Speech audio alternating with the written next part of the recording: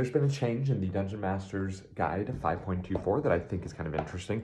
In the back of the book, there's a glossary of terms, which includes like people and places and deities and such from Dungeons & Dragons history, so the Dungeon Master has like access to that knowledge.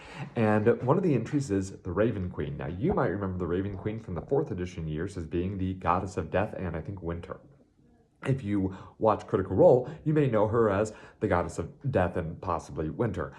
In the 5.24 guide, she is not listed as a deity at all. She's described as a being that functions much as death does in certain cultures, comes, gathers the spirits, and takes them to the great beyond.